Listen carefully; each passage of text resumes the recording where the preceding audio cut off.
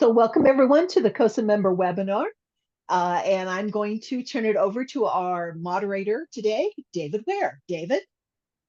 Good afternoon, everybody, and thank you for joining us. I am your somewhat unsteady on his procedures or PINs moderator for the day. And the topic for the day is internships. Hiring at state archives, internships, their role, our practices, what we do, what we can expect of them, and so forth. I thought it would be useful to start with a baseline definition, grown-up definition of an internship from my local dictionary. The position of a student or a trainee who works in an organization, sometimes without pay, in order to gain work experience and to satisfy requirements for a qualification. It's a pattern that sounds very familiar. We have four able and articulate panelists today, drawn from three institutions. We have Dave Jones, State Archivist of Illinois.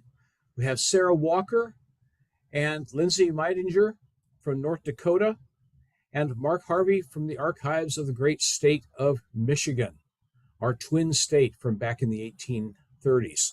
That's right. So at any rate, what I'd like to do would be to start off with toss a couple of questions out to the panelists and see where things go. If you have questions or want to make comments, I would suggest putting them into chat, and we'll try to get to them at the end rather than doing an ongoing Q&A, which gives me opportunities to mess up the controls wonderfully. If you want to see how something can go down south, put me next to an electronic device. So, honored panelists, step up to the plate. Let me ask you a very general question. What kind of intern program do you have? Is it a paid internship, an unpaid internship, or do you do both? In North Dakota, we have a paid internship. Okay. Dave? So in Illinois, though, we've got a couple of internships, but the one I want to talk about is our entry-level internship. It's a what we call a records archivist intern. And it's a program we set up 15 years ago. It's paid. It's a full-time job with benefits. It's like being a full-time state worker. So the benefits, vacation, sick, you can get insurance, the whole 9 yards. And that's what I'm probably going to talk about most today. And it's for graduate level students. I always say you have to have a master's degree to participate. If you read the fine print, you don't. But since nobody reads the fine print, I always get what I want on that, which is really nice. But it's a paid internship. And the point of this internship, it's a 1-year-long internship at the Illinois State Archives. You're working in the building, and we'll talk specifics in a little bit. But at the end of the day, at the end of the year, the point is to ease that person, if they're acceptable, into a full-time job here at the State Archives. Mark, what about you? What sort of internships do you offer? Michigan, we now have paid internships, so not full-time year-round, but this has only come about in the last 3 or 4 years that we've done paid. But I actually started here as an unpaid intern in 1996, so it works. Fun So that's fact. an ancient and honorable. What's that? Fun fact, Lindsay and I both were also interns here before we started. Okay. Paid. Good. How long have your respective states been offering intern programs? So as I said, we've been doing it since before I was here, so 30 to 35 years, always unpaid / for course credit in the early days, and not unlike many institutions. And then right before the pandemic, or maybe right during, we made the decision for ethical reasons to not do unpaid internships anymore. In the first year, we just had a stipend because we just didn't have budget to pay. I think it was like $2,500 for whatever time we could do for the interns. And then we've now built it into our payroll budget. It's still pretty meager. I think this year's budget is $18,000, but they're not year long. So we can get a couple people in here, 2 to 3 for a summer of 300 to 400 hours and get some good work done. So David, when we started, I started here 20 years ago, and the type of people who were coming in at entry-level positions here at the archives, there were certain qualifications, and the position was a records archivist, and there were certain qualifications or equivalent experience. And equivalent experience was the problem, because we fall under Secretary of State's office. So equivalent experience could be 15 years handing out license plates or driver's licenses or things like that. And some of those people who came over here were they were good. Some of them had a great work ethic. Not all of them did. The archives pays a little bit better than people handing out driver's licenses and license plates. So you did get some older people who were frankly phoning it in, trying to increase their pension.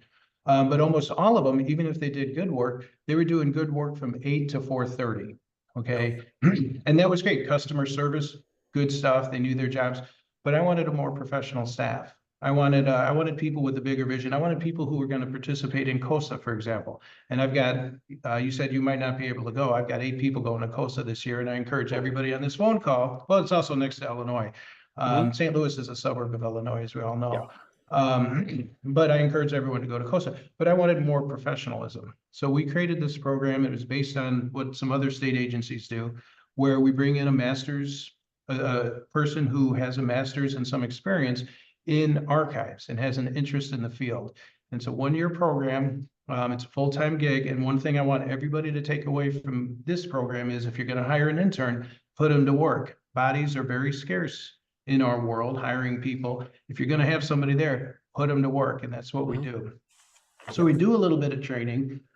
They spend at least 4 months in records management. They learn everything we do at the state archives. 4 months in records management, 4 or 5 months in sessions and reference. They spend about a month in conservation lab. They see our record center. They see our micrographic section. They do all of that. Okay. At the end of the year, I don't have to go. And this is a position we created through our HR. So it's a real position. It's not an internship. It's a real, you have to apply for it. You have to go through the hiring procedures. But at the end of the year, I don't have to go through those hiring procedures to hire this person. I can just slide them in if there's a position available and if I feel like they worked out. So that's the beauty of my internship. It pays $39,000 a year, which is not $1 million, but in Springfield, it'll buy you dinner every now and then. So the point of it, though, is to bring in qualified professional staff, and with an eye of hiring them. And in the, 18 years we've been here, we've had, I think intern number 13 is going to start next month. So in North Dakota, I had to do a little bit of research of when it started, but the first intern I saw noted was in 1979. So a pretty long running program.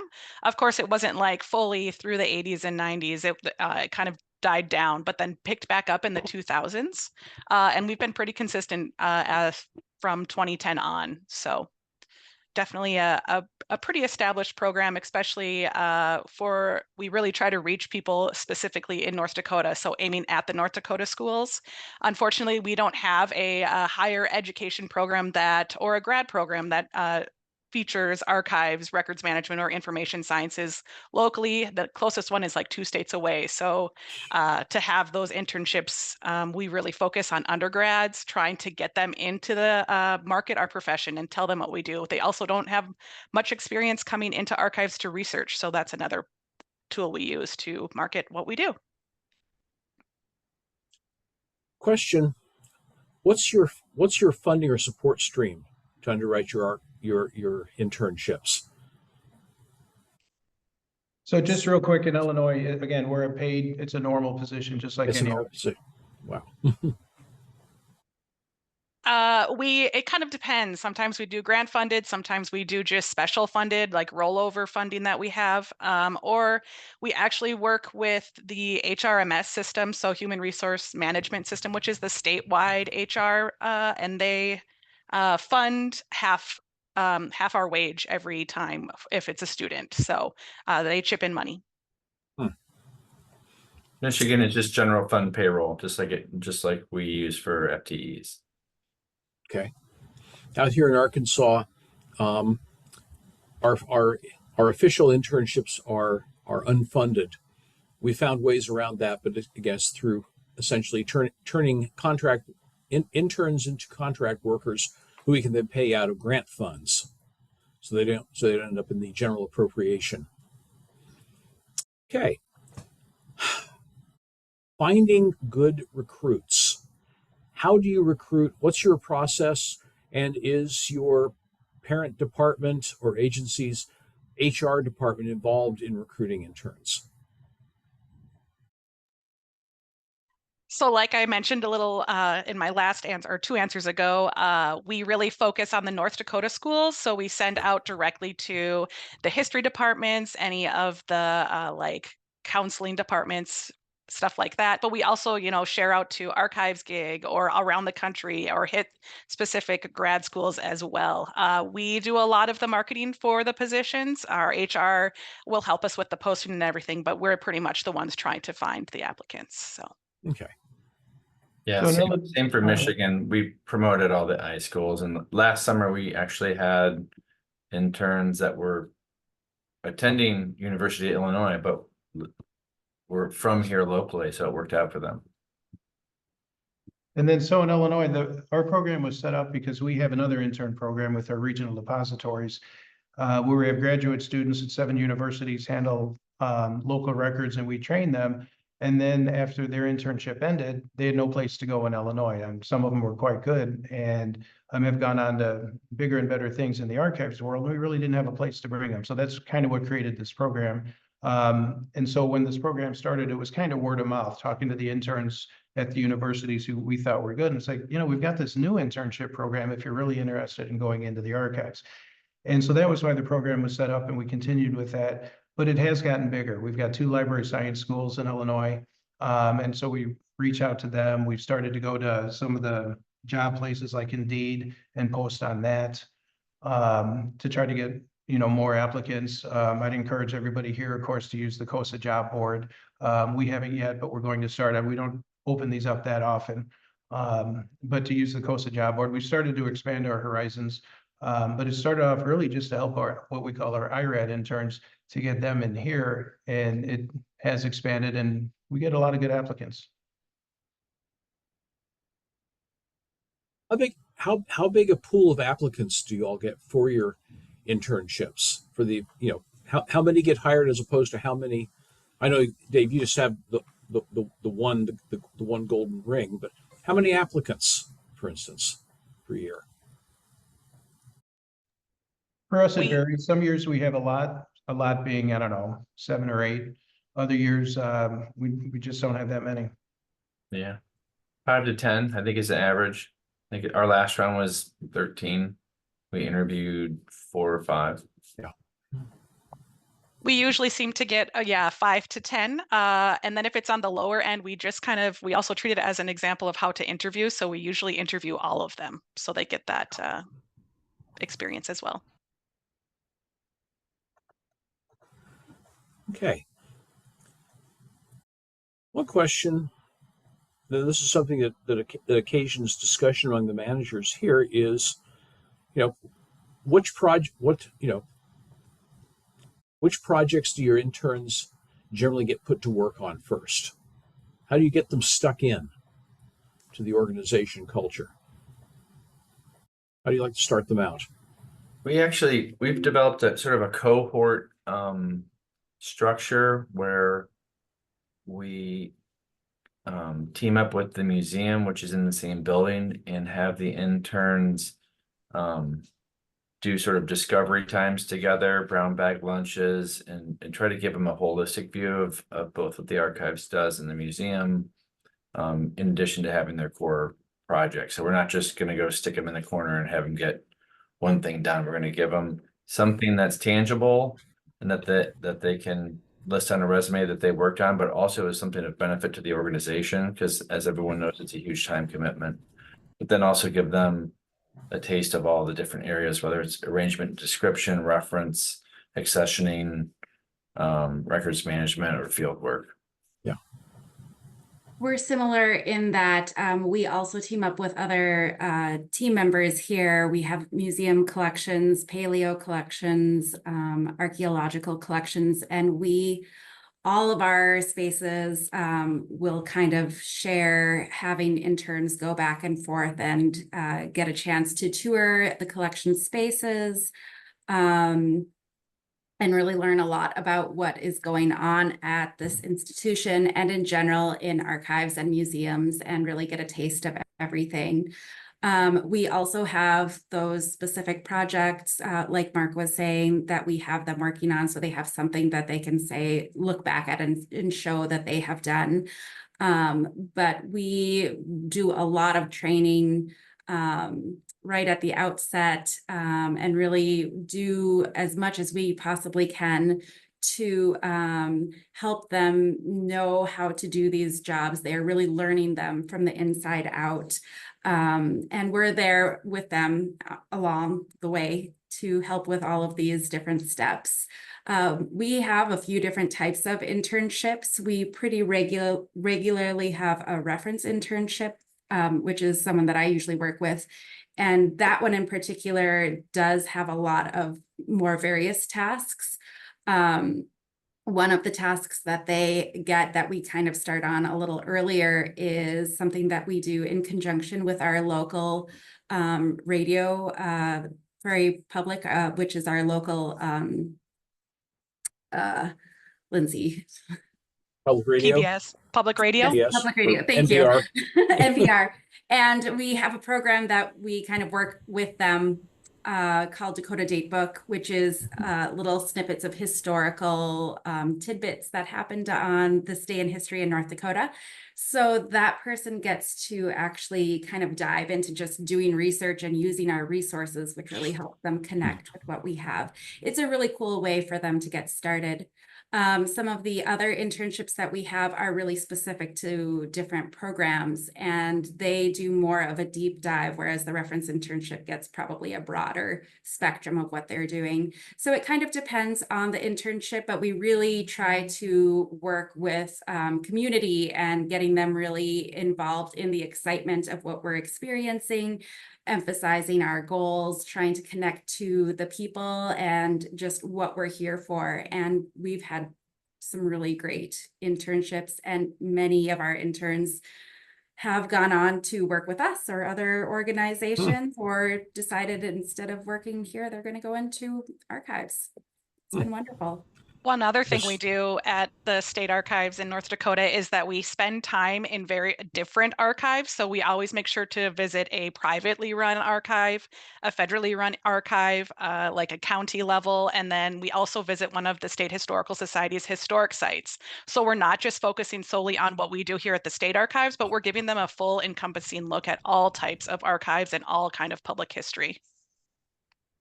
And then Sounds great. Here in Illinois, when we started the program, we'd have them do, I had visions of them doing some readings and things like that. Well, that went out pretty quick. That wasn't a good idea on my part. But again, basically they're in every section for at least a little while, and sometimes they get special projects, but for the most part, kind of like what Sarah said, their job is to learn everything inside out of what we do at a state archives. A lot of people don't know a state archives as a microfilm or a micrographic section or a scanning section, or has a record center. So to learn all those kind of nuances, I like that we do the hands-on for a couple of weeks to a month with conservation, so they can learn that. And that's something that they like to do. I learned a long time ago, honestly, most of the people we get, they want to be archivists or they have a history background. So they're a little less interested in the records management, which is, of course, generally what I need. So we don't start them in records management anymore because that tends to scare them off. We save that for later. And then a couple of our interns, once they get to records management, actually like it. And then but the point is for them to learn everything we do. And then Lindsay talked about, I think it was Lindsay, it might have been Sarah, getting them out of the building. We don't do that often enough. We do that a little bit. Springfield's a small enough town that we'll get them. If there's an event going on in the community, the Supreme Court just opened up kind of its own little history center for the first time. We'll take it over there, and it's kind of a treat for them. And, we'll do things like that. We give out grants every year to different institutions. And in the spring, we do site visits, and we usually bring an intern to a site visit so they can see how a historic society does something, or, a library or small museum. And that kind of rounds out their education too. And it's also something that I think they enjoy as well. So we show them that, probably not enough. Mostly it's inside. And then in terms of who's supervising them. You know, I'm keeping track of them, but when they're in records management, it's my records management supervisor who's really in charge. And when they're in reference, it's the reference person. Once you get into the internship, again, it's a year-long program. We adapt, you know, 3 months here, maybe 5 months, depending on the program.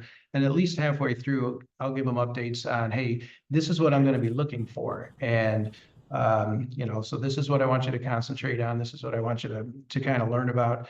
And with this program, again, at the end of it, I can bring them on, but if they don't want to come on, you know, that's fine too. So a good example of that is the end of one internship, I had a position open in records management. It's like, it's yours for the taking. And she was like, I don't like records management. I'm going to try my luck elsewhere. That's great. No harm, no foul. That's part of the internship too, learning what you do like and what you don't like. On the other hand, so that position went to another intern who became, as far as I'm concerned, a records management guru. She's great. She's like, I need a job. Well, she's not only did she get the job, she's great at it. So you just don't know, but it's the flexibility of that internship that I like the best. Well, Dave, you touched on the next question on my list. Who has the main responsibility for supervising interns? Is this one person's job within the agency, or is it sort of tossed from section manager to section manager like the hot potato? Well, again, sounds like you've got the we'll the start pass with, along mode. obviously I'm keeping track of it. But each supervisor is kind of in charge of that person. And then they report back to me, and especially as we get close to having to make decisions, or when their time in that section is over, they report back to me on, you know, this person's good here, or would need work here, or I could see this person working for me. So in terms of the actual supervision, yeah, it pretty well goes through which department they're in at the time. So in the past few years, we've established a intern project proposal system, which kind of outlines what the plan for the intern is. So each person in the archives, on the archive staff, has the ability to do these proposals, and then the state archives leadership team, or the SALT, as we like to call it, meets and determines what projects will best fit what we're looking at right now. And then so anyone has the ability to become the supervisor. Again, just like the intern is getting experience in archives, we also take this as our lower level archivists getting experience supervising. So usually it's just that main archivist, whoever gets the project proposal or the winning project proposal will be the main supervisor. Michigan does the exact same thing, except we don't call ourselves SALT. Maybe you should. Maybe we should. Now, do your interns come in with learning objectives essentially established by their academic advisors or their departments, or are these objectives generated in your organization once they get there? For us, most of the time, we are coming up with the objectives that they are working on. Much of the time, the people that we are hiring are doing this internship. Maybe they are a student, but they may not be doing it for school or for credit. So that does not always apply that we're working with a school. We have had several interns who have been able to use the internship for credit or through some program. And in those instances, there are separate objectives that are established by the professors or by the universities. Same. And we have two main iSchools here, so one the difference is one's 120-hour project requirement, so they can work longer, but they have to log 120 hours for their internship project, and it has to be a capstone project, so they need to have a product at the end, whether it's a finding aid or something. And we work with the administration, and then the other is, I think, a 350 or 60-hour requirement, and then that is more just geared towards the hours. I mean, they want to see what they're going to be doing, but it doesn't have as finite requirements as the other one. And then in Illinois, since it's a full-time position, a full-time internship, sometimes I even regret calling it an internship. But since it is full-time, yeah, there's no academic learning standards or working with a university. I love that idea. But that's not what our program's about. The learning objective is really just learning about how a state archives operates, how you would fit into it. Do you like this section or this section or this section? Dave, yours sounds more like an apprenticeship in some ways. It actually, in a lot of ways, it is. That's a good way to put it. And again, calling it an internship sometimes means we get, undergraduate students who are looking for 15, 20 hours a week. And it's like, no, it's not quite that internship. Apprenticeship might, I hate to use that word, but yeah, that's probably more accurate without a doubt. Give yourself I'm over to jealous the you have that third much funding.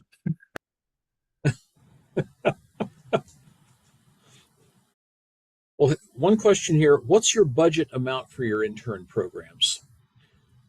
Dave, you gave us a bit better salary than I made until recently for this 1-year apprenticeship Yeah, program. it's not a. I wish I'd known about it.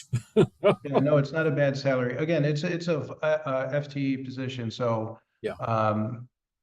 So again, the budget is, it's just another position that I can fill that I don't have to fill. So again, they make 39,000 a year. They get benefits. They're treated like a full-time state worker, which is what they are. So it doesn't, technically, the way it would work in Illinois, it really doesn't come out of my budget. It comes out of my head count, but it doesn't come out of my budget. Mhm. Our budget really varies year to year. We pay them $15 an hour currently. This year we have 2 12-week internships and 1 6-month.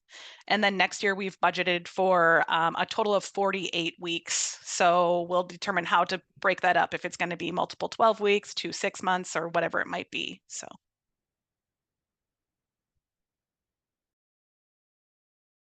Let's see. Well, here's a good yawning one. What would make your intern program better or stronger?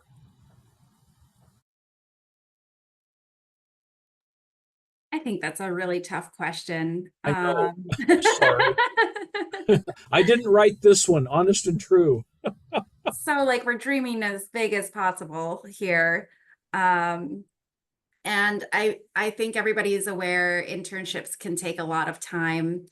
And they're amazing opportunities in so many ways. Like Lindsay said, we use these here for our lower level staff to get experience, the same as we use it for people outside of this organization to learn more about what we are and to encourage people from this area. Although we have students who come to us from outside of North Dakota, we also try to really reach North Dakotans and get them more involved in our archives. And I think if we're dreaming big, it would be wonderful if we could have even more time to devote to them, take them more places, more funding, so we can get more interns and just like everything. We want everything. You don't want much up there, do you? No. I think for Michigan, if we were able to have more full-time staff doing the work that needs to be done, it would allow the people that do the internships to not feel so crushed. Because I think a lot of times we don't get applications because folks think there's no way I could take on one more thing. So I think the way we're doing the internship is great. I just think we need more capacity to create more opportunities. But that just sort of goes without saying. You get pushback from your own staff about taking on more interns? I don't really get pushback. We just get silence. Passive aggressive pushback. No, it's just they're doing their job. Yeah. There's just so much that goes into it that, yeah, it's just not always possible to expand beyond where everybody is, I'm sure. We also have we've had quite a bit of turnover in our staff. So I have a lot of young archivists that are still learning their chops. So I think there's probably some hesitation on their part to try to like take on an intern at this point. I think that'll change in the next 3 to 5 years, but I think we're just sort of, there's probably only a few folks that feel like they have the bandwidth to do that at this point. So we'll probably ebb and flow a little bit, but now that we have funding, we at least have the opportunity. one thing that I would like to add is that we would love to be able to provide some sort of housing, because if you come from out of North Dakota, from outside of North Dakota, it's really hard to find 12-week someplace to live for 12 weeks. So, and I know, like, not specific to the state archives, but we also manage 58 historic sites, and they could really use interns as summer staff. And the ability to have housing there for those interns as well in extremely rural North Dakota would be really beneficial. I think in our case in Illinois, I'd like to work better on recruiting. Again, I know COSA's got a job board that we should use, but getting the word out. We have two universities, Dominican and U of I, that have a library science degree program, and a third that's starting one at Chicago State.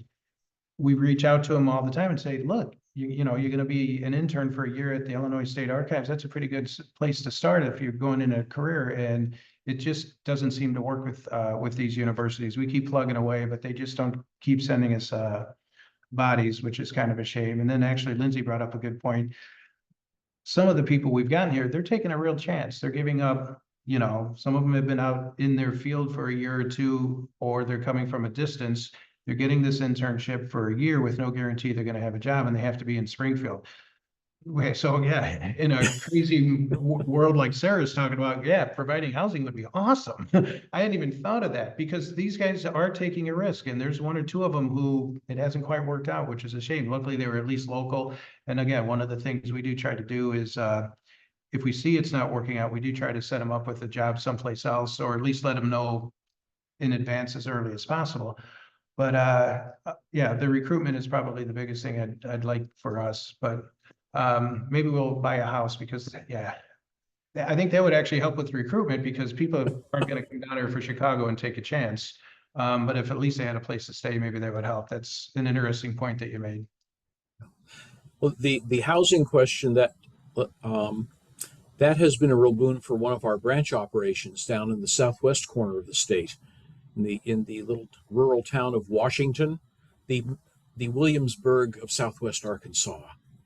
Our branch down there, they have worked out a deal with the state park on whose property they're located. So they have an historic house. It has a couple of staff apartments in there, and one of those we've paid to keep updated, rehabilitated, and mold mitigated over the years. And the park provides the housing, and then the separate foundation that was established 40 years ago or so to fund that archive back before they were connected with us, they come up with a very modest stipend. Basically, it's beans and ramen level, but it's something. That plus the housing has made it possible for them to attract interns who couldn't afford to come to work here at the main office. So housing, some sort of foot up in terms of making it possible to live there, that's a great incentive if you can find a way to do it. I'm sure in North Dakota there are a bunch of old Atco skid houses left over from my days in the oil patch that are still up there and available. I actually think that they're at Fort Buford historic site, which is up by Williston. That is where the site supervisor lived for a while in one of those. So. Okay. Well, let's see. Let us turn to the chat and see if any questions have shown up here. Okay.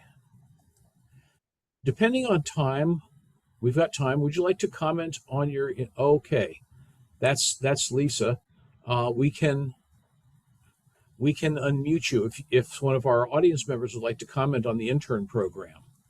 And Alan, we're talking to you. Are you willing?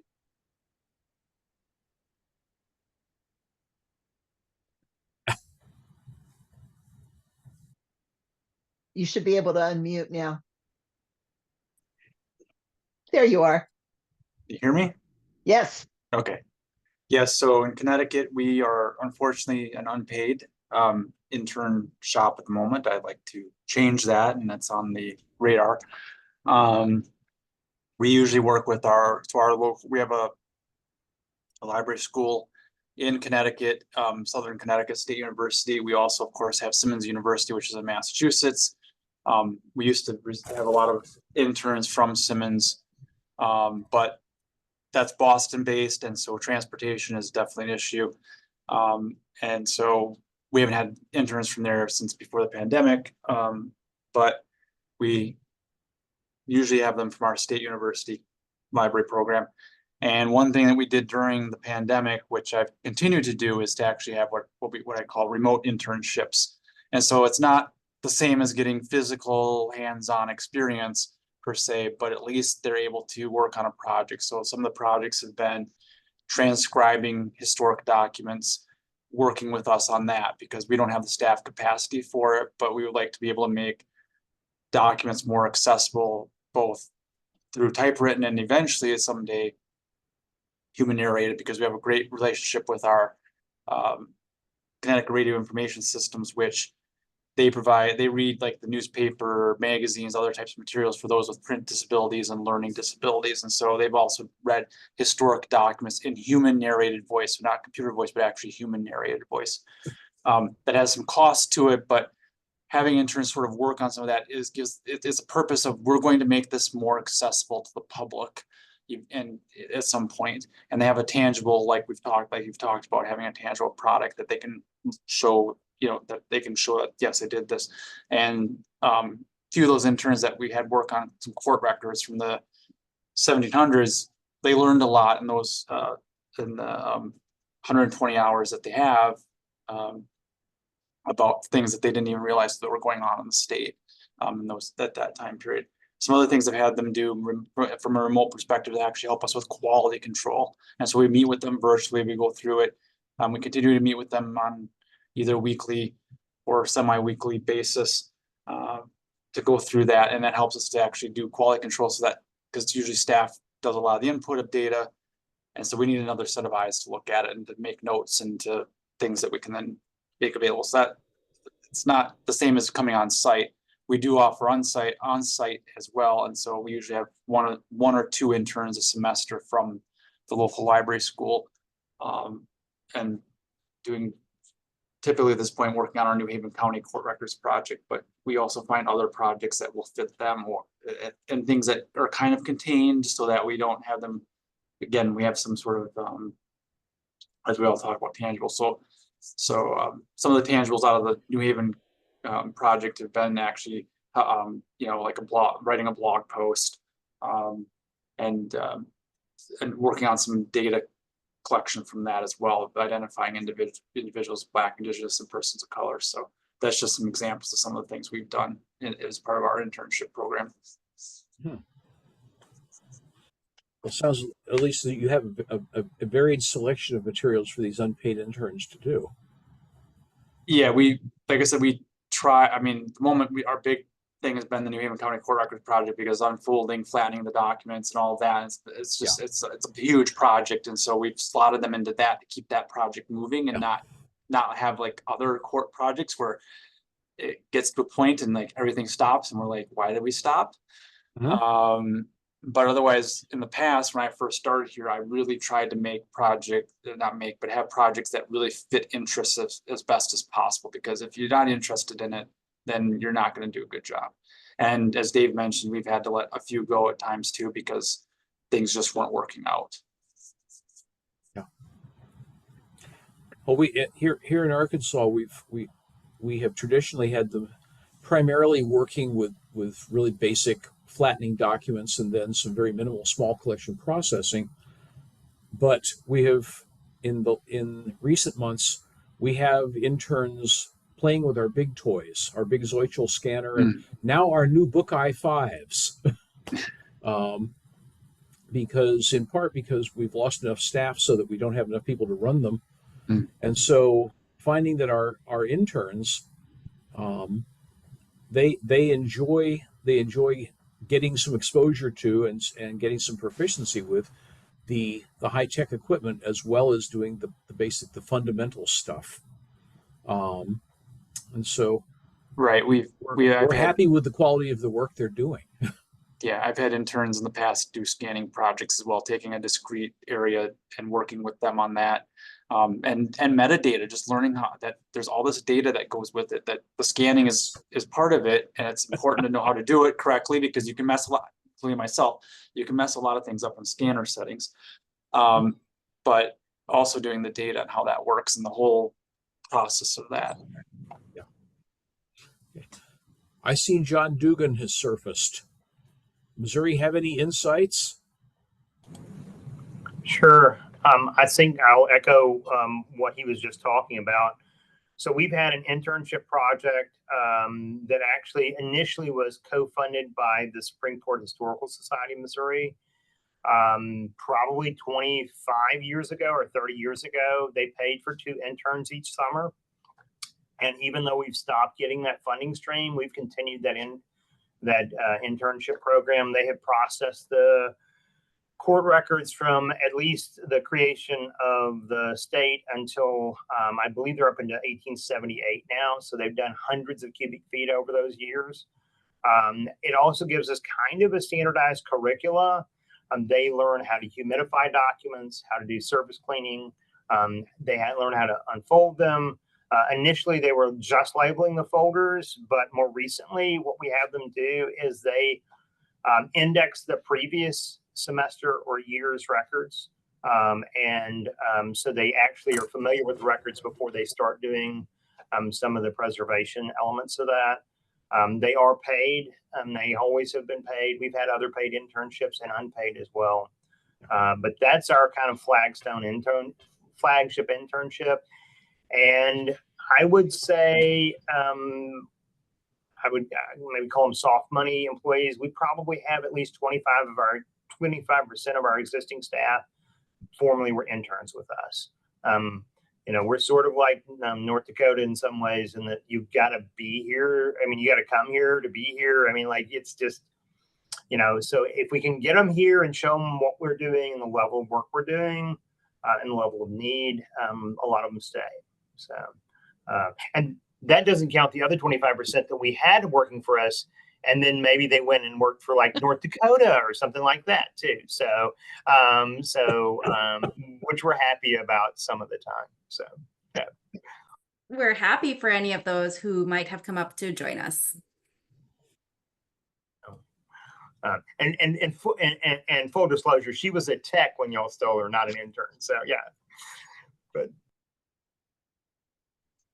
one thing I'd kind of like to mention is that we also focus not only on archives and information internships, but we've also thought about using education students, communication students for content creation in social media and business, or videographer type things. So it's really just like, we just want everyone to know how great it is to work here, and we want you here. So we're really into expanding how people get involved with the archives.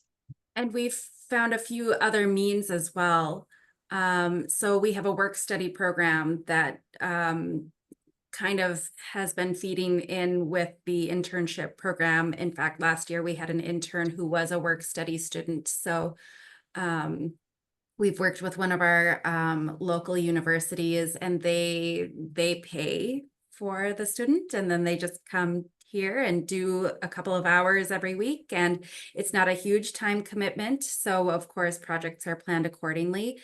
But in one particular case that I can think of, the student who was an intern last summer, he told me multiple times that he's been telling all of his friends, hey, you have to get over to the Historical Society so that you can work there. It's the best job around. And so he and some of our other work study students, like, their word of mouth has been incredibly important for us and powerful.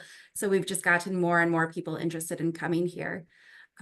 So yeah, we're really trying to cover all bases. And like Lindsay said, we're reaching out to everybody and really just getting them to learn about what we are and who we are. There's a couple of questions that have popped up in the chat.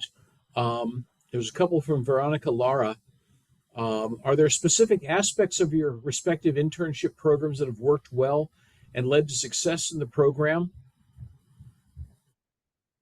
It sounds like they're that to the large extent you've already answered that because of the very positive things you said about your interns and how they worked in your respective programs. But following up with a question from Kathy Popovich, do you collect feedback from your interns at the end of or during their internships, or do exit interviews? What does this collection look like if you do it? And what do they say about you or to you? One of the requirements to receive that stipend from our statewide HR is to have an exit interview, and they do that. So we don't get to see all the answers, but I do know that most of the comments highlighting this program on the statewide HRMS say State Archives or State Historical Society as like positive comments about marketing to get more people here. So I think it's good. Mm-hmm. I would add, while it's not exactly an exit interview, we also have kind of an end of internship project of having our interns write a blog post, which I think was mentioned by one of the other panelists as well. And those tend to be kind of a roundup of all of the things that they have done. And I often, when I talk to Lindsay about these, actually, I often call them love notes because they end up being sort of like a love note to the project they've worked on, to the work that they've done here, a love letter of some sort for what they've done here. And so I feel like that's as powerful as the exit interview. We are definitely seeing really positive things. And also we just really end up visiting with these people quite frequently. I know we are not alone in meeting regularly with our interns. And so you do get a sense of what is working well for them and what is not, and you're able to work with them in those means. I don't know that we do anything overly formal other than, of course, I meet with the interns at the end of the internship.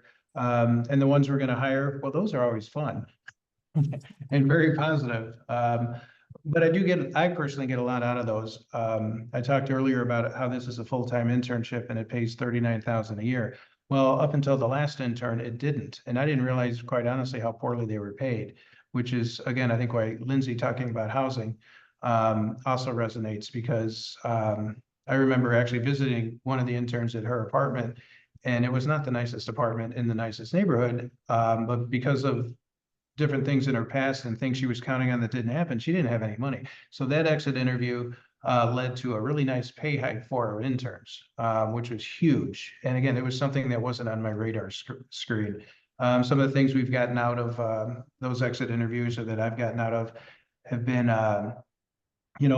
in this section, I didn't have enough to do, or it was very self-motivated, but that wasn't explained to me, things like that. And those are all things that we've made a real effort to improve on, but we don't have anything in writing. And of course, we're not responsible to universities or anything like that. But those interviews at the end, they're huge, and they have made a huge difference there to listen to find ways to improve the program. Lisa, I see a hand up from one of our listeners, James Hemphill. Does that mean he has a question that he wants to actually say? He does, or he has a comment. Jim, go ahead. You should be able to unmute. Thanks, Lisa. I was just wondering about NHPRC internships, whether anyone has conducted internships under an NHPRC grant. I'm curious on how that works out. Let's see. 2 years ago, we had a intern who was funded through SHRAB through the NHPRC, and their task was to create subject guides for students to use in National History Day projects. So really highlighting our materials. It went well. We just had to report and then, of course, say that with this funding was made through the NHPRC. So it's basically a stipend sort of way of temporary internships. Correct. Thank you. I'm curious. I was curious about that, how that worked out, because I I'm hoping to get an NHPRC grant for American Samoa soon, and that's one of our components. In New Mexico, a couple of years ago, our SHRAB had funding for an intern program. And what we were doing was we put a call out for, and it wasn't at the state archives, it was an intern program for one of our smaller entities. So first we put out a call for possible entities that would like an intern. And unfortunately, this is still COVID-ish times. We just didn't get the response. So that may be something that we want to look at in the future. But NHPRC is willing to fund those kinds of, definitely consider it.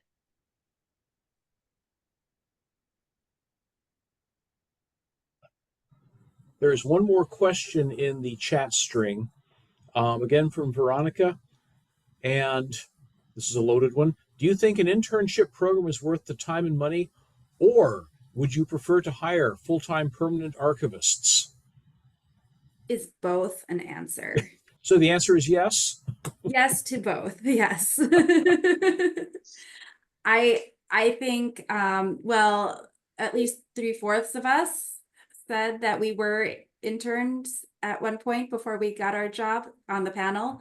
And certainly we definitely see interns going on and finding positions more easily, with more understanding and more knowledge. Like I know all of us here are really strong proponents of our internship programs and really believe in it. Yes, it does take time and it takes money, but it has been such a game changer for so many. I can think of many examples of interns we've had who, like I said earlier, have maybe changed what they wanted to do because of their time with us, or learned what we are because of their time with us. Also, yes, we could certainly use more full-time permanent archivists and would love to have those positions. And it would be amazing to have a situation like Dave has been talking about, where we could just move those interns in.